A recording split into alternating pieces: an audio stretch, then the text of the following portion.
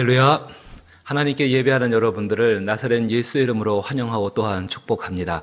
하나님의 평강과 은혜와 사랑이 함께 하시길 다시 한번 축복합니다. 사도신경으로 우리의 신앙을 고백합니다. 전능하사 천지를 만드신 하나님 아버지를 내가 믿사오며 그 외아들 우리 주 예수 그리스도를 믿사오니 이는 성령으로 잉태하사 동정녀 마리아에게 나시고 본디오 빌라도에게 고난을 받으사 십자가에 못 박혀 죽으시고 장사한 지 사흘 만에 죽은 자 가운데서 다시 살아나시며 하늘에 오르사 전능하신 하나님 우편에 앉아 계시다가 저희로서 산 자와 죽은 자를 심판하러 오시리라. 성령을 믿사오며 거룩한 공예와 성도가 서로 교통하는 것과 죄를 사하여 주시는 것과 몸이 다시 사는 것과 영원히 사는 것을 믿사옵나이다. 아멘. 찬송가 287장입니다. 287장.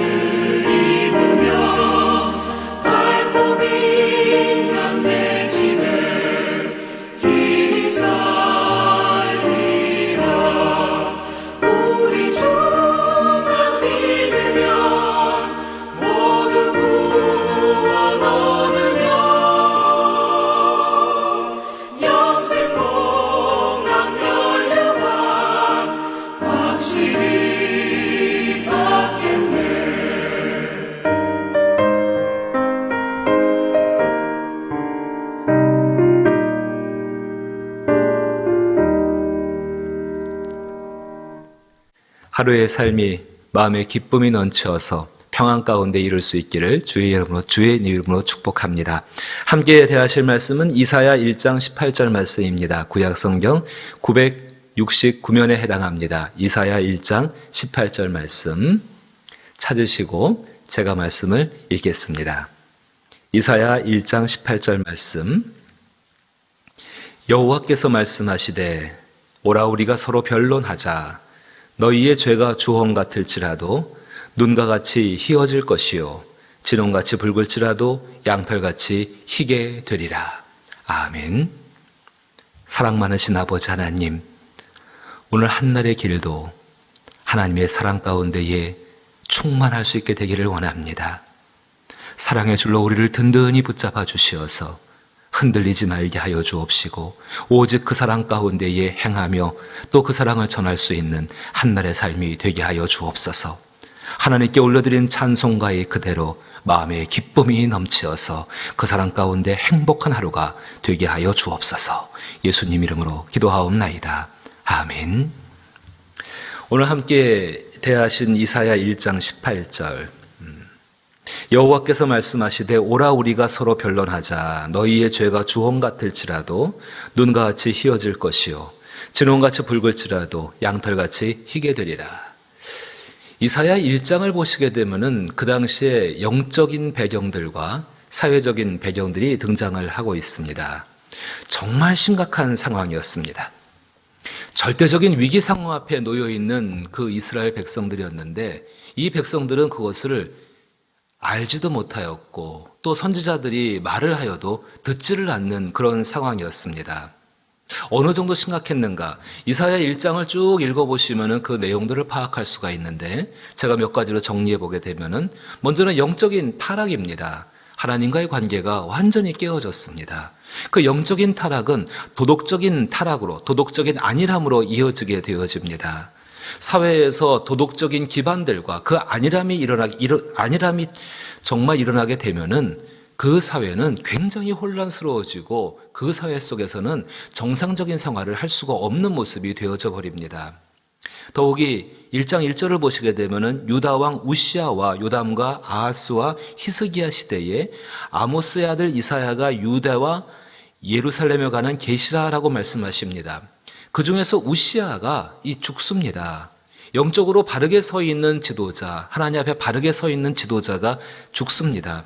그 죽음으로 인하여서 사회적인 혼란들이 오게 되어지고 공평과 정의를 상실한 사회로 더 가속화되어져서 무너져가는 모습이었습니다. 그로 인하여서 이스라엘 백성들이 그 히스기야 왕 때 누리게 되는 그 놀라운 축복과 경제적인 부흥들과 국방력들은 아수르와 대적하고 있는데 그 국방력들은 정말 뚝이 무너지는 거 그 앞에 서 있는 것처럼 위태위태할 수밖에 없는 그러한 상황이었습니다. 그 모든 상황들 가운데에서 가장 심각한 문제는 이스라엘 백성들, 유다 백성들은 하나님의 백성들입니다. 이 하나님의 백성들이 하나님께 대한 확신을 갖지를 못하고 있었습니다. 하나님을 신뢰하고 하나님을 의지하고 정말로 하나님께로 나아가야 되는데 그 하나님을 신뢰하지도 의지하지도 않았습니다. 영적인 상황들, 또 도덕적인 그런 안일함들, 또 모든 것이 혼란스럽고 불안정하다 보니까는 이 모든 사람들이 불확실성 가운데 살게 되어집니다. 주의할 게 한 가지 있습니다. 불확실성이 있는 그 사회 가운데 그곳에 계속 있다 보면은 사람이 무기력해지게 됩니다. 그리고 무기력함에 노예가 되어져서 아무것도 할 수 없는 사람, 이사야가 늘 표현하고 있는 것처럼 각기 제 길로 가버리는 목자를 잃어버린 양처럼 될 수밖에 없는 것이 이 시대의 모습이었습니다. 정말로 이스라엘 백성들에게는 탈출구와 피난처가 필요합니다. 오늘 하나님께서 여호와께서 말씀하시되 오라 우리가 서로 변론하자. 그것이 탈출구고 피난처입니다. 폼페이라는 도시를 알고 계실 것입니다. 그 폼페이 도시 뒤에 있던 베수오비오 화산, 그 화산이 폭발해서 순식간에 그 화산재로 말미암아 도시가 완전히 뒤덮여버리고 몰살을 당하게 되죠. 대재앙이 닥치게 되어집니다. 시간이 한참 지난 다음에 한 농부에 의해서 그 폼페이가 발견이 되게 되죠.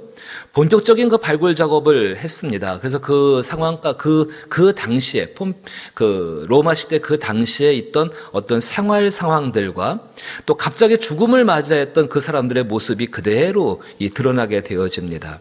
참 많은 시신들이 발견되어지게 됩니다. 그런데 흥미로운 것이 한 가지 있었습니다. 그 시신들이 발견된 장소가 천차만별이었다는 것입니다. 몇 구의 그 시신은 깊은 지하실 속에서 발견되어지게 됩니다. 훗날 사람들이 생각하기를 아마도 깊은 그 지하로 피해 있으면은 안전하리라라고 생각을 하고 거기에 숨었던 것 같습니다. 또 몇몇은 건물의 가장 높은 방에서 발견되어지게 됩니다. 아마 이들도 가장 높은 곳으로 올라가게 되면은 이 재앙을 피할 수 있을 것이라고, 그 죽음을 피할 수 있을 것이라고 생각을 하고 그렇게 행동했던 것 같습니다. 참 다양한 모습의 시신들이 발견되어졌습니다. 지나간 역사가 말해주는 것인데, 그러나 그들의 모든 생각은 결국은 그들에게 안전한 피난처와 탈출구가 될 수가 없었습니다. 사람들이 폼페이 이야기를 하면서 종종 다람쥐의 이야기를 또 많이 합니다. 작고 조그맣고 귀여운 연약한 짐승, 그 다람쥐. 그 다람쥐는 결코 난폭한 맹수에게 잡히질 않는다고 합니다. 다람쥐는 아주 기발한 자기 보호의 호신책을 갖고 있습니다. 사나운 짐승이나 몸집이 큰 그 동물들이 습격을 해오게 되면은 이 다람쥐는 큰 바위 틈으로 쏙 들어가서 숨어버린다고 합니다. 아무리 사납고 강한 동물이라도 바위 틈에 몸을 숨기고 있는 다람쥐를 잡아낼 도리가 없다고 합니다. 작고 나약하지요. 힘이 없지요. 아무것도 할 수 없지요. 맹수 앞에서. 근데 그 다람쥐에게는 거대한 바위산이 천연의 요새가 되고 있는 것입니다. 사랑하는 우리 성도 여러분, 이사야 1장에 등장하고 있는, 이사야 전체 가운데 등장하고 있는 그런 사회적인 현상들과 그 배경들이 지금 이 시대에도 동일하다고 생각하지 않으십니까? 모든 것이 불확실합니다. 그래서 사람들은 무기력함의 노예가 되어져 있습니다. 다른 여러 가지 것들을 이야기하지 않아도 그 가운데서 무엇인가 확실한 것을 찾지 못하고 있고, 이 가운데서 하나님 백성들조차도 하나님을 철저하게 신뢰하는 그 신뢰가 상당히 떨어져 있는 것이, 물론 다 그렇다는 것은 아닙니다.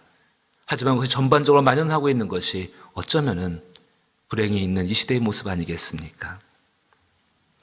우리들에게도 가장 확실하고 안전한 피난처와 탈출구가 있다라고 한다면은 다람쥐가 맹수의 습격을 받았을 때에 바위 틈으로 쏙 숨어버리는 것처럼 하나님의 품 아니겠습니까? 하나님의 품 안에서 우리는 얼마든지 안전할 수 있고 평안할 수 있고, 우리의 생각대로 재앙을 피하는 것이 아니라 하나님의 능력 있는 손 아래에서 그 재앙들과 어려움들을 피해 나가고 이길 수 있는 것 아니겠습니까? 한 가지를 기억하셔야 합니다. 우리가 하나님 품 안에 들어간다는 것은 과연 어떤 것을 의미하겠는가? 정말로 이런 재앙들 앞에서, 이런 위기 상황 가운데에서 어떻게 하나님의 품 안에 들어가서 이것들을 피해갈 수 있을 것인가? 다른 게 아닙니다. 주께서 말씀하였습니다. 말씀을 읽고 듣고 행하는 자에게 복이 있다라고 말씀하였습니다. 동일합니다. 하나님 말씀을 신뢰하고 그 신뢰한 것에 따라 행동할 때에 그것이 바로 하나님 품 안에 들어가 있게 되는 것입니다. 하나님의 말씀을 신뢰하고 행동한다는 것은 하나님의 사랑을 신뢰하고 순종한다는 것을 의미하게 되어집니다. 오늘 그 믿음을 가지고서 이 본문을 바라보십시오. 하나님께서 18절에 여호와께서 말씀하시되 또 있지만은 오라 우리가 서로 변론하자라고 말씀하십니다. 오라 우리가 서로 변론하자고 말씀하십니다. 오라 우리가 서로 변론하자라고 말씀하실 때에 하나님께서 이스라엘 백성들을 끄집어내셔서 그들의 잘잘못을 전부 구분하시고 벌주기 위해서 오라 우리가 서로 변론하자고 말하는 것이 아닙니다. 집에서도 부모님이 아주 자녀 때문에 화가 많이 나셨습니다. 그때 자녀를 향해서 너 집 나가라고 이야기합니다.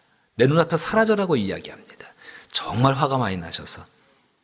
그때 그렇게 말씀하시는 그 깊은 뜻이, 그 안에 담겨진 뜻이 단순히 집을 나가라는 것입니까? 아닙니다. 돌이켜보자는 겁니다. 생각해보자는 것입니다. 그래서 다시금 회복시키고자 하는 그 사랑이 담긴 이야기가 그 말 아니겠습니까? 오라 우리가 서로 변론하자.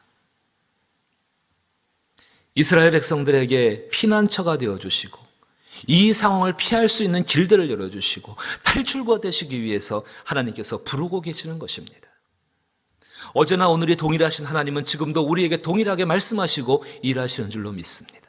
사회적으로 피난처가 필요합니다. 사회적으로 탈출구가 필요합니다. 각 개인도 탈출구가 필요하고 피난처가 필요합니다. 우리 스스로 우리의 문제를 해결하고 나서만 나설수록 더 엉망이 될 수밖에 없는 것이 우리가 감당 못하는 현상에 대해서 그러합니다. 우리를 구원하시고 도우실 분은 하나님 한 분뿐이십니다. 시편 46편 1절로부터 3절 말씀에 우리에게 이렇게 이야기하십니다. 하나님은 우리의 피난처시요 힘이시니 환난 중에 만날 큰 도움이시라. 그러므로 땅이 변하든지 산이 흔들려 바다 가운데 빠지든지 바닷물이 흉흉하고 뛰놀든지 그것이 넘침으로 산이 요동할지라도 우리는 두려워하지 아니하리로다. 깨어서 한번 세상을 보십시오. 두려워할 수밖에 없는 일들이 일어나고 있습니다. 그러나 우리 정말 믿는 사람들, 그 두려워하는 일 가운데에서 어디를 바라보시겠습니까? 단연코 하나님이 되어셔야 하는 줄로 믿습니다. 그 하나님과의 관계에서 가장 치명적인 것이 무엇이겠습니까? 죄입니다. 오라 우리가 서로 변론하자. 하나님께서 정말 우리들을 부르시고 하나님이 한 번 얼굴을 대하시며 그 치명적인 문제들을 해결하기를 원하시는 것입니다. 영적으로 무력한 것들을 새롭게 하기 위해서 우리를 부르고 계십니다. 너희의 죄가 주홍 같다 할지라도 눈과 같이 희어질 것이요. 얼마나 귀하고 감사합니까? 죄가 주홍 같다고 말씀하십니다. 지울 수가 없는 그것인데 하나님 앞에 나오게 되면 눈과 같이 희게 된다라고 주께서 약속을 하여 주시고 계십니다. 진홍같이 붉을지라도 양털같이 희게 되리라고 우리에게 약속을 하여 주십니다. 두려울 것이 없는 것이죠. 무서워할 것이 없는 것이죠. 죄의 문제가 해결된다면 우리는 하나님 안에 머무는 사람들일 것이고, 죄의 문제가 해결된다면 정말로 우리는 그의 능력 가운데에서 세상을 살 수 있습니다. 주 앞에 당당하게 되는 것입니다. 주 앞에 꺼리낌이 없게 되는 것입니다. 주가 우리와 함께 하시는데 바닷물이 뛰놀아서 그 물로 인하여 온 산이 덮여서 두렵게 된다 할지라도 그 가운데 전혀 들어오지 않을 수 있는 이유가 하나님 그분 때문 아니시겠습니까?